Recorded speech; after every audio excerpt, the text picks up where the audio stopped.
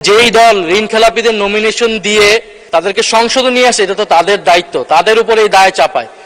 এখানে যারা আছেন কেউ ঋণ খেলাপি না।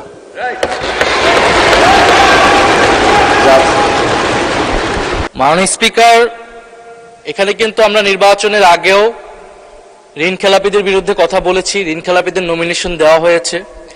নির্বাচনের পরেও আমি আমার প্রথম অধিবেশনের বক্তব্য এইখানে মাননীয় অনেক সম্মানিত সংসদ সদস্য তাদের কত কত ঋণ খেলাপি রয়েছে সেই সংখ্যা আমি উল্লেখ করেছি, তাদের সম্মানিত নাম প্রকাশ করিনি।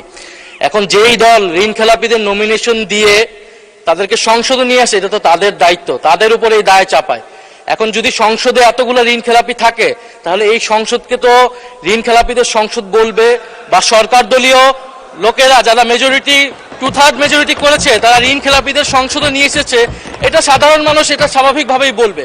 আর আমরা সংসদকে সার্বভৌম বলতেছি, এখন এই সংসদে যদি আমরা ঋণ খেলাপি বলতে না পারি এই সংসদে, তাহলে মাননীয় স্পিকার আমরা আর কোথায় বলবো? ফলে মাননীয় স্পিকার, আপনার কাছে অনুরোধ থাকবে যে যদি এই ধরনের শব্দ বলা হয়েও থাকে, সেটা আসলে এক্সপান্ড হওয়ার মতো কোনো বক্তব্য নয়, বরং যারা ঋণ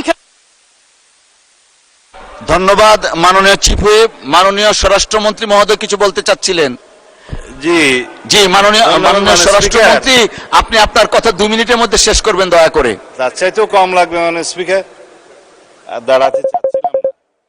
এই মহান জাতীয় সংসদকে আমরা জাতীয় সংসদের সকল সংসদ সদস্যদেরকে সম্মান প্রদর্শন করা আমাদের উচিত।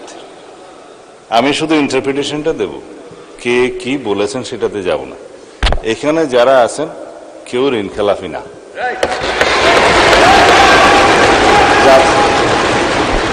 নির্বাচনী আইন, রিপ্রেজেন্টেশন অফ পিপুলস অর্ডার এবং অন্যান্য বিধিমালায় অনুসারে যারা ঋণ খেলাপি আদালত কর্তৃক সাব্যস্ত হবে, ঘোষিত হবে, তারা দে আর ডিসকোয়ালিফাইড, তারা এমপি হিসেবে নমিনেশন দিতে পারবে না, অবৈধ। নির্বাচিত হয়ে এসছে তার মানে ঋণগ্রস্ত হতে পারে, নট ঋণ খেলাপি। এখন যদি এখানে কেউ ক্লেম করে যে এই সংসদে ঋণগ্রস্ত ঋণ খেলাপিদেরকে নমিনেশন দেওয়া হয়েছে, এটা কোন লিগ্যাল ইন্টারপ্রিটেশনের ঠিক না। যাদেরকে নমিনেশন দেওয়া হয়েছে তাদের মধ্যে কারো কারো বিরুদ্ধে ব্যাংকের মামলা ছিল, অন্যান্য প্রাইভেট পক্ষের মামলা ছিল, সেগুলো ডিসপোজড অফ হয়ে গেছে ইন দ্য হাইকোর্ট।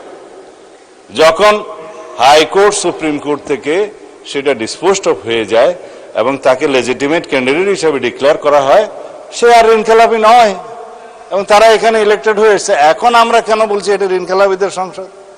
কেউ কেউ ঋণগ্রস্ত হতে পারে ব্যবসা বাণিজ্য করতে যেয়ে, কিন্তু ঋণ খেলাপি হিসাবে যে এখানে ডিফেম করা হচ্ছে, it's a defamatory statement, it should be, I think, এক্সপান্সড।